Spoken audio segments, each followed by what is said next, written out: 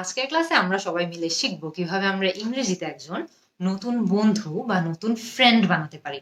তা আমরা যদি একটা নতুন ফ্রেন্ড বানাতে চাই আমাদের অনেক কিছু নিয়ে তাদের সঙ্গে কথা বলা লাগতে পারে, রাইট? তো আজকে আমরা 10টা বাক্যের মাধ্যমে শিখবো যে কিভাবে খুবই সহজে আমরা চাইলে ইংরেজিতে নতুন বন্ধু বা বান্ধবী বানাতে পারি। কিভাবে শিখতে পারি? একদম প্রথম সেন্টেন্স আমরা কি বলবো? Hi dash, hi how are you. এর মানে হলো হাই তুমি কেমন আছো।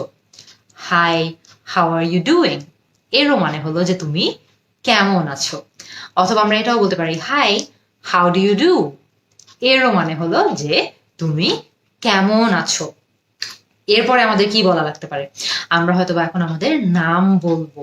কিভাবে বলতে পারি? My name is dash. এখানে ড্যাশে আমার নাম যদি মুনজেরিন হয়, ও ওয়েট, আমার নাম তো মুনজেরিনি, সো আমি মুনজেরিনি বসাবো। So my name is Munjerin. এখানে আপনি ড্যাশে আপনার নাম বসাবেন, আপনার নাম যেটা সেটা বসিয়ে দেবেন। আমরা কিন্তু লাস্ট ক্লাসেও এটা নিয়ে কথা বলেছিলাম। সো আমরা ড্যাশে আমাদের নামটা বসিয়ে দেওয়ার পর এরপরে তাদের নাম জানতে চাবো। কিভাবে সেটা জানতে পারি? What dash, what about you, এর মানে হলো তোমার নাম কি। অথবা হোয়াট ইজ ইয়োর নেম, এরও মানে হলো যে তোমার নাম কি। সো আমাদের নাম বলার পর আমাদের কিন্তু ন্যাচারালি তাদের নাম সম্পর্কেও বা তাদের নাম কি সেটাও জানা লাগতে পারে। সো তখন আমরা এই প্রশ্নটা করতে পারবো। মনে করেন যে তারা তাদের নাম আপনাকে বলল কিন্তু আপনি প্রথমেই তাদের নামটা ঠিক মতো শুনেননি বা শুনতে ভুল হয়েছে। যদি এরকম হয়ে থাকে যে আপনি তারা নাম বললো আর আপনি বুঝেননি যে তাদের নাম কি, আপনি কিন্তু আবারও তাদেরকে জিজ্ঞেস করতে পারেন। কিভাবে? I'm sorry, I did not dash. I'm sorry, I did not catch your name. এর মানে হলো যে I'm sorry, আপনার নামটা আমি ঠিকমতো শুনতে পারিনি। I'm sorry, I did not catch your name. অথবা আপনি এটাও বলতে পারেন I'm sorry, I did not get your name. অথবা I'm sorry, I did not hear your name. So খেয়াল করে দেখবেন যে সবগুলোর অর্থই এটা হলো যে আমি আপনার নামটা ঠিকমতো শুনতে পারিনি। সো আপনি যদি চান যে তারা সেটা আরেকবার রিপিট করুক, could you repeat that? অথবা could you say that again? সেভাবে কিন্তু আপনি তাদেরকে আরেকবার তাদের নাম বলতে অনুরোধ করতে পারেন বা রিকোয়েস্ট করতে পারেন। এরপরে আপনি কি বলবেন? এরপরে হয়তো আপনি তাদেরকে বলতে চান যে তাদের সঙ্গে দেখা হয়ে আপনার অনেক ভালো লাগছে। কিভাবে বলতে পারেন? Dash to meet you, nice to meet you, যে আপনার সঙ্গে দেখা হয়ে আমার অনেক ভালো লাগছে। অথবা গ্রেট টু মিট ইউ, যে আপনার সঙ্গে দেখা হয়ে আমার অনেক ভালো লাগছে। আমরা গুড টু মিট ইউ বলতে পারি, অথবা so good to meet you এটাও বলতে পারি।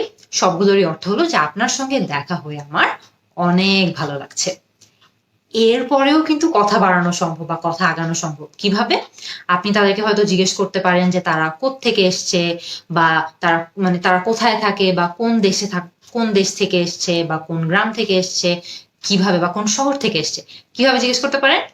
ওয়ের dash, where do you come from, যে আপনি কোন দেশ থেকে এসছেন বা কোন শহর থেকে এসছেন।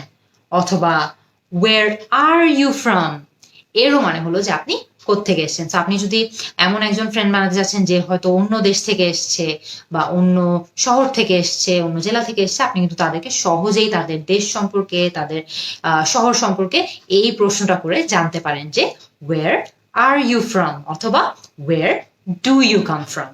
এরপরেও কিন্তু কনভারসেশন বা কথাবার্তা আগানো পসিবল। কিভাবে?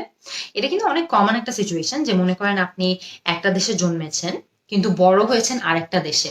সো এটা নিয়েও কিন্তু যখন আপনি একজন নতুন বন্ধু বানাচ্ছেন তার সঙ্গে কিন্তু এটা নিয়েও কথা বলতে পারেন। কিভাবে? I am originally from dash and now settled in dash. I am originally from Bangladesh and now settled in America. So এর মানে কি হলো?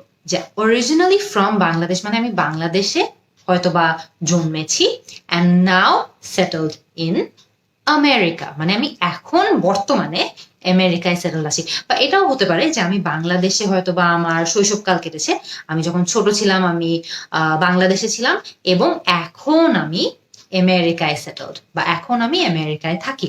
সো খেয়াল করে দেখবেন I am originally from dash, এখানে আপনি যেই দেশে জন্মেছেন সেই দেশের কথাটা বলবেন, and now settled in dash, এখন আপনি বর্তমানে অন্য কোনো দেশে যদি সেটেল থাকেন তাহলে সেই দেশের কথা বলবেন। সো আপনার ক্ষেত্রে যদি এরকম হয়ে থাকে যে আপনার জন্ম এক দেশে, বড় হওয়া আরেক দেশে, বা জন্ম এক দেশে, বড় হয়েছেন এক দেশে, কিন্তু বর্তমানে অন্য দেশে আছেন, তখন কিন্তু ইজিলি আপনি এই বাক্যটা ইউজ করতে পারবেন। এরপরেও কিন্তু কথা আগানো সম্ভব। কিভাবে? আপনি কিন্তু এখন তাদের পেশা সম্পর্কে বা তারা কি কাজ করে এটা নিয়ে তাদের সঙ্গে কথা বলতে পারেন। কিভাবে? I am a dash. What about you? I am a graphic designer. What about you? অথবা I am a teacher. What about you? সেটা কিন্তু খুবই ইজি। আপনি আপনার পেশায় কি করেন বা আপনি কি কাজ করেন সেটা বসাবেন ব্ল্যাঙ্কটাতে এবং এরপরে তাদেরকে জিজ্ঞেস করবেন যে তারা কি করে। কিভাবে? What about you? এরপরে কিন্তু আপনি চাইলে আপনাদের যদি বয়স রিলেটেড কোনো কথা হয় যে আপনার বয়স কত বা তার বয়স কত, সাধারণত এটা খুব একটা হয় না, বা যদি হয় তাহলে সেটাও কিন্তু আপনি ইংরেজিতে করতে পারবেন। কিভাবে? I am dash. How about you? I am 22, মানে আমি 22 বছর, আমার 22 বছর। How about you? মানে আপনার বয়স কত?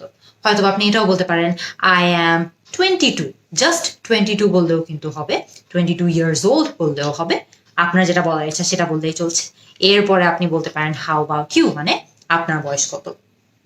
এরপরে মনে করেন যে যখন আমরা একজন নতুন ফ্রেন্ড বানাই বা আমাদের একজন নতুন ফ্রেন্ড হয়, আমরা কিন্তু তাদের বার্থডে সম্পর্কেও জানতে চেতে পারি। কিভাবে? When is your birthday? মানে আপনার জন্মদিন কবে। সেটা কিন্তু খুবই কমন। নতুন ফ্রেন্ড হলে আমরা তাদের বার্থডে সম্পর্কে জানতেই পারি। কিভাবে? When is your birthday? এরপরে মনে করেন যে আপনাদের খুবই ভালো ফ্রেন্ডশিপ হলো। খুবই ভালো ফ্রেন্ডশিপ হলে কিন্তু আমরা ইজিলি তাদের ফেসবুক আইডি সম্পর্কে জানতে চেতে পারি, হয়তো বা তাদের ইনস্টাগ্রাম আছে নাকি এটা নিয়ে জানতে চেতে পারি, তাদের ফোন নম্বর জানতে চেতে পারি, ইমেল অ্যাড্রেস জানতে চেতে পারি। সো কিভাবে সেটা আমরা জিজ্ঞেস করতে পারি? It was great talking to you. May I have your dash? May I have your email address? অথবা may I have your Facebook ID? অথবা may I have your Instagram handle? So খেয়াল করে দেখবেন আপনি প্রথমে বলেছেন it was great talking to you, এর মানে হলো যে আপনার সঙ্গে কথা বলে আমার অনেক ভালো লেগেছে। এরপর আমরা বলেছি may I have your dash। এখানে ড্যাশে আপনি ফোন নাম্বার চাইলে ফোন নাম্বারের কথা বলতে পারেন, ইমেল অ্যাড্রেস চাইলে ইমেল অ্যাড্রেসের কথা বলতে পারেন, ফেসবুক আইডি চাইলে ফেসবুক আইডির কথা বলতে পারেন। সো আপনি যেটা চাচ্ছেন সেটা বসিয়ে দিলেই হবে। সো আপনাদের যদি খুবই ভালো ফ্রেন্ডশিপ হয়ে থাকে তাহলে কিন্তু আপনি ইজিলি এই বাক্যটা ইউজ করে তাদের কন্ট্যাক্ট ইনফরমেশনও চেতে পারেন। সো আজকে কিন্তু 10টা খুবই ইজি বাক্যের মাধ্যমে আমরা শিখে গেলাম যে কিভাবে খুবই সহজে চাইলে ইংরেজিতে আমরা একজন নতুন ফ্রেন্ডও বানাতে পারি। আমাকে এই বাক্যগুলো ইউজ করে একটা নতুন ফ্রেন্ড বানিয়ে নিচে কমেন্ট সেকশনে জানান। আমি কিন্তু আপনাদের সবার অ্যান্সারের জন্য অপেক্ষায় থাকবো। See you in the next class.